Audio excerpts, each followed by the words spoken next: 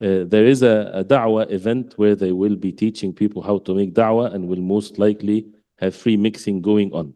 We do not know what their aqidah or manhaj is upon. Should we go and learn how to make da'wah from them and use their da'wah equipment and brochures?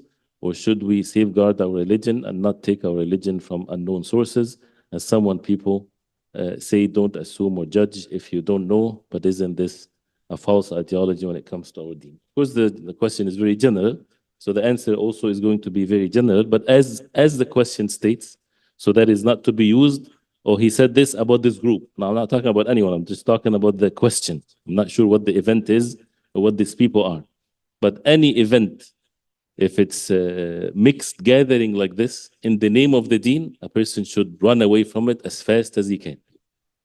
Never, no hesitation whatsoever.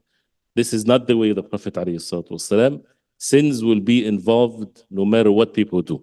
If you have mixed gatherings, men and women together, they're not, mashallah, all wearing abayas and niqab and everything like this. So men would look at women and women look at men, and there will be interactions and laughing and giggling and all of these types of things. It's all haram. Even the smallest haram, because people say this compared to the great cause that we're upon, do it the right way and rely upon Allah subhanahu wa ta'ala. It is, the results is not in our hands. And this is a sincere advice to myself and everyone. We are followers. We don't invent. Da'wah is not the goal. Da'wah is a mean to establish the deen. So how can you make the mean undermining the rules of Allah to establish the deen? So let's disobey Allah so that we establish the deen. So they are in with two choices. Either they say it's not a sin to have free mixing, and there used to be things like that in the time of the Prophet ﷺ and things like this. This is false. They need to learn more about these types of matters. The masajid, how the Prophet ﷺ would have the women in the back and not turn around, and even to tell them that you're not to walk in the middle of the streets. We're not talking about the streets or markets. This is the normal thing of a life of the people. But to bring people together in a gathering where sins will be committed as a result of that, then this is not permissible, especially for those who organize these types of things. And then to add to it, or whether they know, or they say that this is, yes, but what can we do? There's a bigger cause that we need to be upon. The ummah is this and that, and we need to do something about it.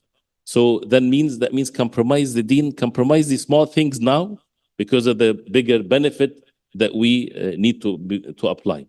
This issue of al-masalih wal-mafasid, or the benefits and the losses, when it's left to people like us, people of new knowledge, young people just making their own decisions, what's benefiting and what's not benefiting, and not referring to great ulama, this is where it creates this chaos with good intentions. As we said, no one is to question the intentions, but we are not the ones to decide what's benefiting and what's not.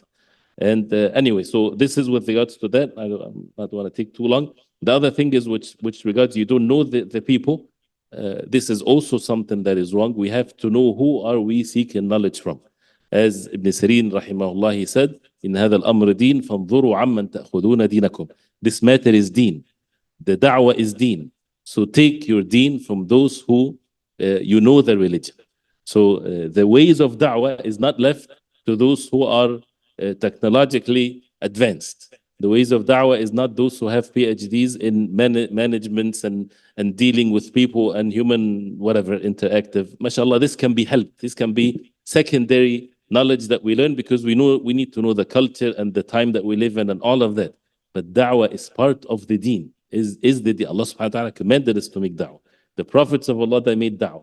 The Prophet ﷺ made da'wah, and this is how we need to make the da'wah the same way.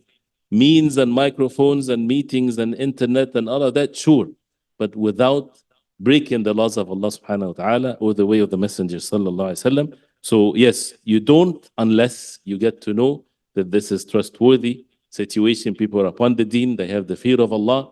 The good intentions are not the only thing that you seek, but rather not to break any of the orders of Allah subhanahu wa ta'ala. And the details of that, you can ask a specific person of knowledge of what the details of things are.